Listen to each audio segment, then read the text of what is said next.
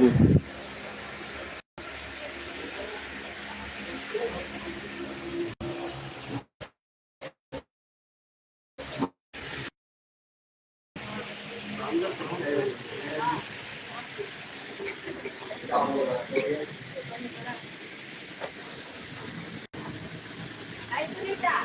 लोग सो गए?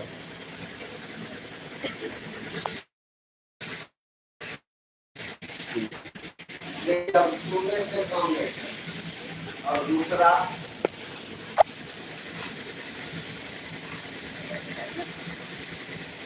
साहब ने लिखा है अपनी किताब में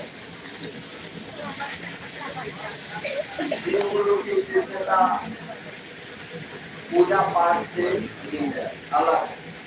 पारंपरिक जो पूजा हम लोग करते हैं किसी भी देवता की, या महादेव की, या भगवती की, या अन्य देवी देवता की, उससे बिल्कुल अलग। अगर महादेव को गुरु माने तो आप चाहिएगा कि हमारा जीवन में आएगा, पूजा भी करेंगे, ये भी करेंगे, सब चलेगा। और रात में को कहा था कि आगे का खड़ा नहीं हो रहा, और अभी जो आने वाला समय है बहुत विकराल समय आ रहा है। वहाँ दूसरा कुछ नहीं चलेगा हमारा, हमको आपको एक जगह खड़ा होना होगा। महादेव को गुरु माने तो गुरु जो कहेगा वो करता है। गुरु ने कहा था हम लोगों को सिर्फ शिष्य बना, कोशिश करो बनाने का। अरे चेला तो बनाएगा गुरु ही, लेकिन हम लोग कम से कम सूचना पहुंचाएंगे। हम लोग कम से कम हम लोगों को जो अनुभव हुआ है कि महादेव गुरु है और अनुभव किया है। अभी लक्ष्मण भाई बोल रहे थे ना, ऐसे 10 साल पहले हमको कैंसर हो गया था, महादेव की दया से अब कैंसर ठीक है। हम चल भी रहे हैं, लोगों को बोल रहे हैं कि आप महादेव को गुरु मानिए। हमको आपको जो मिला है उन लोगों को दीजिए, और रोकिए मत किसी को, उसको आगे बढ़ने दीजिए। ये नहीं कि अपने से बांध दीजिए। विभूतिपुर प्रखंड में जहाँ मेरा ये घर है, आज तक किसी एक आदमी को हम अपने पीछे ले लगे, किसी को हमने स्वतंत्र कहा कि आप महादेव का काम करिए, जहाँ इच्छा हो वहाँ करिए, लेकिन बेढंगा नहीं करिए, से करिए, ईमानदारी से कीजिए। थोड़ा सा भी इधर उधर होने के बाद क्या होता है कि हम लोग के साथ गलती पर बैठते हैं, सजा हो जाती है तो घबराने लगते हैं कि भैया इससे काम नहीं। आप गलती करिए, आप किसी भी काम को करिए तो महादेव से दया मांग के कीजिए। तो जैसे दया मांग के कीजिएगा, जो काम आपके द्वारा होने वाला होगा उतना ही महादेव आपको बताएगा, नहीं होने वाला होगा तो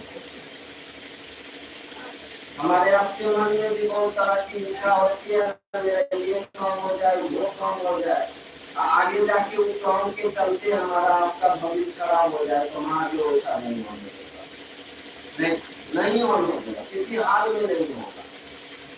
तो हमको आपको चाहिए। और दूसरा की एक लिस्ट खड़ा है। हम महादेव को गुरु माने 2004 में,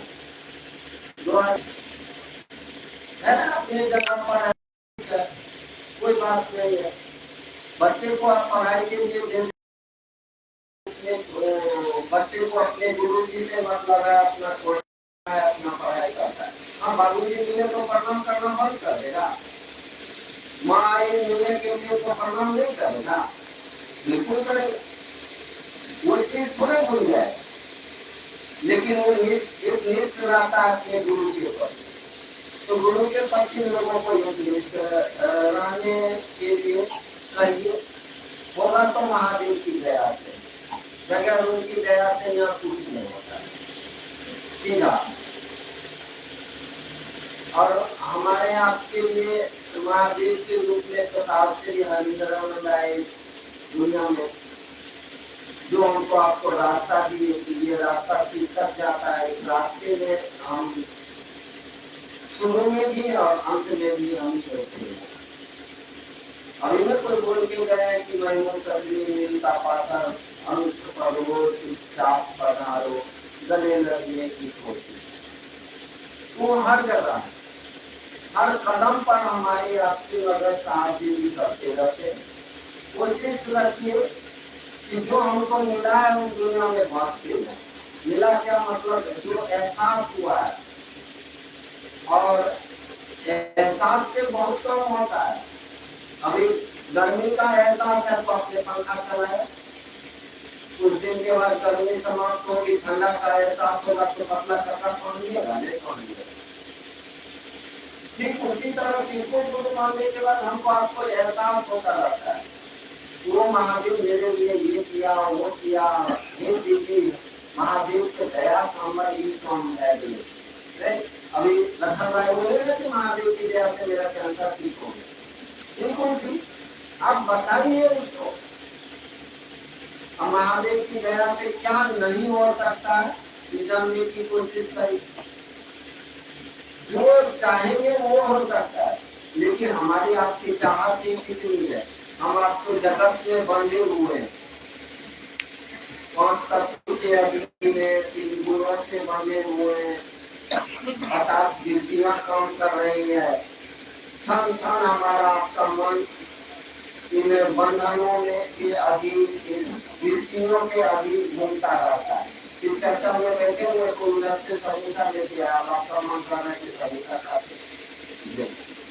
आपके अंदर में भूख वृत्ति है और आपकी चाहत भी है, आपको घुमा दिया आपके मन को। आपकी चर्चा में बैठे हुए घूम गया ना आपका मन, रहा हार नहीं पाया। तो हम आपकी जगत में तो 50 तरह की वृत्ति नाच रही है माथा पर, और वृत्तियों के अधीन है ना, जिस कारण से हम आप इस दुनिया में पहुंच रहे हैं। कभी जिंदगी कभी वो देवता फलना फैसला कर रहे हैं, दुख भय संतरास उनका से गुजर रहे। सामने अपनी किताब में विभिन्न लाइन को दोहराया है सामने, और उसमें लिखा हुआ है चित्त वृत्ति निरोधा योगा। इसका मानिए कि चित्त पर जो वृत्ति का प्रभाव है उसको रोक दो, उसके रोकने से, उसके विरोध होने से तुम्हारा योग परमात्मा से हो जाए, तुम्हारा योग परमात्मा से हो जाए। अब चित्त पर से वृत्ति का जो प्रभाव है इसको रोकेंगे कैसे, ये हमारे आपके बलबूते से बाहर की बात है। बहुत लोग आए साधना करते करते सभी को सवाल लिए दवा लिए चले गए, दुनिया नहीं हो पाया। हमारे आपके चित्त पर, चित्त मतलब प्रेम युक्त ज्ञान, चित्त पर जो वृत्ति का प्रभाव है वह एक ही चीज से रुके, वह है शिव की दया, उस महागुरु महादेव की दया। जैसे जैसे दया होगी हम पर, आप पर जो है ना वृत्ति का जो प्रभाव है हमारे आपके चित्त पर, वो धीरे धीरे रुकेगा। अब जैसे रुकेगा तो हम लोग जो इतना छटपटा रहे हैं इस जगत में, ये करेंगे वो करेंगे, फला करेंगे, घटना कर लेंगे, ये जमीन खरीदेंगे, ये मकान बनाएंगे, ऐसा करेंगे, धीरे धीरे आपका मन उस दया के अधीन होगा तो मन समझना शुरू कर देगा। यहाँ से कुछ ले जाना नहीं है तो जाना बना के क्या करेंगे। यहाँ तो सब अपनी अपनी व्यवस्था में आता है, सब अपनी अपनी व्यवस्था में आता है। हम आप समझते हैं बेटा के लिए बना रहे, पोता के लिए बना रहे, तो यही भूल है। तो हमको आपको इतना भी मुझे नहीं आता है, सारी हमारी गुरुवान होती हुई। सबके बच्चे होंगे ना, बच्चा पैदा होने से पहले असम में दूध खाता नहीं होता है, नहीं जानवर के भी नहीं होता है दूध, लेकिन बच्चा जैसे धरती पर आएगा वो दूध बनता है कि नहीं।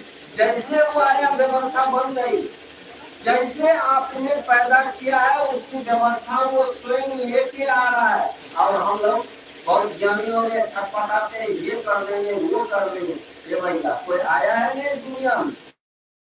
उनका व्यवस्था पहले से परमात्मा परमात्मा ही आ रहा है ना, दूसरा कोई थोड़े आ रहा है, वही परमात्मा आ रहा है। तुलसीदास ने लिखा ना, ईश्वर अंश जीव अविनाशी, उसी ईश्वर का अंश जीव भाव में आया है, जो अविनाशी है वही आ रहा है। वो अपना व्यवस्था स्वयं लेके आता है। ठीक है, हम मानव, हम थोड़ा सा बुद्धि और विवेक का प्रयोग करते हैं। मानव का बच्चा जब इस दुनिया में आता है ना, तो उसको बुद्धि नहीं होता। जानवर का बच्चा आता है तो बुद्धि होता है। सांप का बच्चा अंडा से बाहर आया ना, लकड़ी को उठा लीजिए, उसको पानी में फेंक दीजिए, वो तैर के बाहर आ जाए। आदमी का बच्चा गटक हो जाएगा। एक टब में रख दीजिए ना, बच्चा पैदा हुआ टब में रख दीजिए, तुरंत में काम नाम सब है, तो उसमें बुद्धि नहीं होती। लेकिन धीरे धीरे धीरे धीरे उस बुद्धि का प्रयोग हम आप में जो ज्ञान आया, हमको आपको जो गुरु से मिला है, धीरे धीरे हम आप उसको देते हैं। हम लोग जो ज्यादा माथा लगाते हैं, इससे बढ़िया है तो अपने बच्चे को भी महादेव के जोड़िए, उसको भी बोलिए क्यों दया मानो, उसको भी बोलिए क्यों नमः शिवाय से प्रणाम करे। ठीक है जी, कीजिए। लेकिन वो अपने दोस्तों के बीच में बैठ रहा है फालतू टाइम में, वो तो बता सकता है कि उसको दया मांगने से क्या, नमः शिवाय से प्रणाम किया है तो उसको क्या मिला। वो अपने दोस्त को भी तो जोड़ सकता है, करने दीजिए। धीरे धीरे आप निश्चिंत होइए कि सब खेला महादेव की दया का हो रहा है। यहाँ अपना खेला कुछ नहीं है। अब जिस दिन ये बुझा जाएगा, जिस दिन हमारे आपके चित्त पर जो व्यक्ति का प्रभाव है वो कम होगा ना, तो हम लोग जितना हाई बात कर रहे हैं कम हो, हाई बात कम हो जाएगा तो आप दूर नहीं हो जाएगा, आप बेईमानी नहीं करिएगा, आप शैतानी नहीं करिएगा, आप इधर उधर नहीं करिएगा। जैसे जैसे चित्त पर से व्यक्ति का प्रभाव सीखी दया से ही जाते, दूसरा कोई उपाय नहीं। इसलिए साहब ने उपाय पहले सूत्र में हमको आपको दिया है कि अपने गुरु से दया की याचना करो, करना चाहिए। जैसे जैसे हटेगा, भूख एक वृत्ति है, प्यास एक वृत्ति है, काम एक वृत्ति है, नींद एक वृत्ति है, ये सारी वृत्ति है। आप देखिएगा कि धीरे धीरे हमारे आपके चित्त पर से वृत्ति का प्रभाव कम हो, वृत्ति का प्रभाव कम हो जाए ना, आदमी नींद में भी शिव से बात कर ले, नींद में भी उसको महादेव दिखने लगे, वो सपने में भी महादेव को देखेगा। नींद में शरीर सोया रहेगा, उसका मन जिस पर वृत्ति का प्रभाव है, जिससे उसकी चित्त ठीक से काम नहीं कर रही है, जैसे उस पर से वृत्ति का प्रभाव हटेगा, वो नींद में भी शिव को देखेगा, वो खुली आंखों से भी देखेगा। ये वृत्ति का प्रभाव हमारे आपके मन पर से कम हटेगा जब महादेव के हम आप करीब होंगे, उनसे दया की याचना करेंगे, उनको नमः शिवाय से प्रणाम करेंगे। सिर्फ बोलेंगे, ये मत कहिए लोगों को हरिंदर भैया के सूत्र करके लजा मान और चर्चा करना मत किया, ये करने से पाने से नहीं होगा। ये करने की चीज है, ये होने की चीज है, करिएगा तब होना शुरू हो जाए। जैसे गाड़ी चलाना काम है ना, मैंने करना सीखा, अब गाड़ी चला रहे हैं और बात भी कर रहे हैं, गाड़ी चला रहे हैं और भी काम कर रहे हैं। देखिए गाड़ी चलनी शुरू हो गई, हो रही है। ठीक उसी तरह से महादेव की दया जब होगी ना, तो दुनिया में हम आप और भी काम करेंगे, लेकिन शिव की दया के अधीन हमारी आपकी गाड़ी चलती रहेगी। ये होना चाहिए। लोगों को बोलिए कि वो दया मांगे, लोगों को समझाइए कि वो शिव की चर्चा जो उनको मिला है, जो अनुभव किया है, वो लोगों को बताएं, वो अपने गुरु को नमः शिवाय से प्रणाम करें। धीरे धीरे धीरे धीरे देखिएगा, ये चीज मुझे खुद बुझाता था पहले। हम तो महादेव गुरु माने थे, उदंड आदमी थे, ऐसे ही मान के कल महादेव पूजा करते हैं, गुरु माने में क्या हो। जब समझ में आना शुरू हुआ तो हम महादेव की पूजा नहीं करते थे क्या।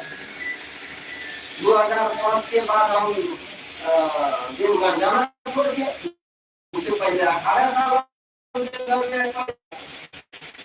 भगवती की पूजा।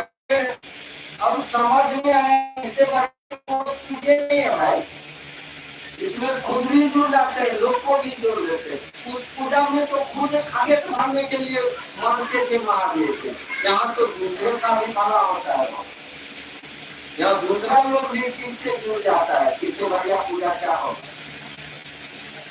इससे बढ़िया पूजा हो ही नहीं सकता। अभी तक की हमको आपको सिखाया गया गुरु भगवती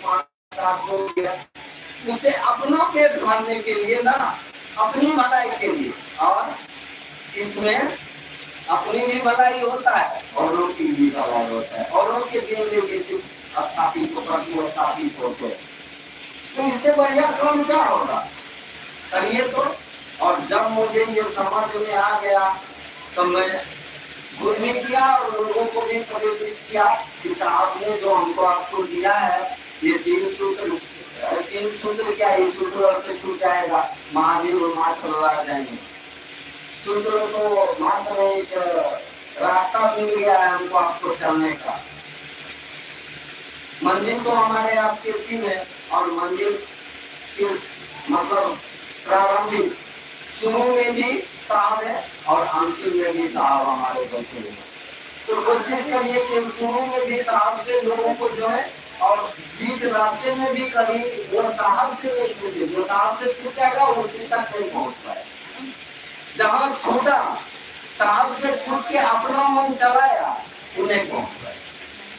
ये मेरा अनुभव है, दुनिया का क्या अनुभव है पता नहीं, लेकिन जैसे साहब से वो अलग होगा नहीं पहुंचे। लोग क्या कर रहे हैं अभी इसी चर्चा के स्कूल में देखिए ना, बहुत लोग अपना मन चला रहे हैं। बोलेगा जरूर साहब की बात, साहब का नाम लेगा, लेकिन करेगा वो अपने मन का।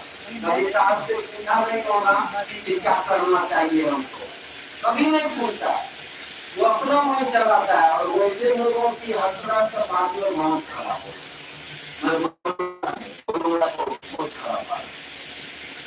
लेकिन वैसे लोगों को भी मैं कहता हूँ कि देखो यार तुम तो छूटिए रहे हो साहब से, तुम अपने पीछे जो लोगों को लगे हो तुम ही छूट जाए, वो भी छूटेगा। कारण कि वो सिद्धांत पर वो चलेगा, साहब के सिद्धांत तो कहाँ पर रखता, कारण उसको खाली बोल ही रहे कि हरिनारायण। अरे बोलने में क्या, हरिनारायण तो तुम्हें देखना चाहिए, तुम्हारे आचरण में दिखना चाहिए। तुमको देख के लोग शिव का शिष्य बने, तुम्हें तो ऐसा आचरण होना चाहिए, लेकिन वो चीज नहीं है।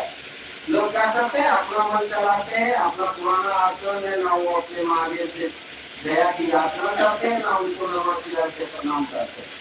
मैं यही विनती करता हूँ कि जो साहब ने हमको आपको दिया उस पर खड़ा, उससे थोड़ा सा भी हटिए वहाँ, इधर उधर कुछ नहीं। साहब बराबर बोलते हैं एक बात को कि देख टमटम देखे हो तो टमटम नहीं है, टीका टूका है, टमटम के घोड़ा को दोनों बगल में पट्टी लगा दिया जाता, तो वो खाली सीधा देखे, माया देखेगा कोई गाड़ी माया से निकला तो भटक जाएगा, साहब कोई दाइनर से निकलेगा तो ऊपर भी भटक जाएगा, तो एक्सीडेंट हो जाएगा, दुर्घटना हो जाएगी।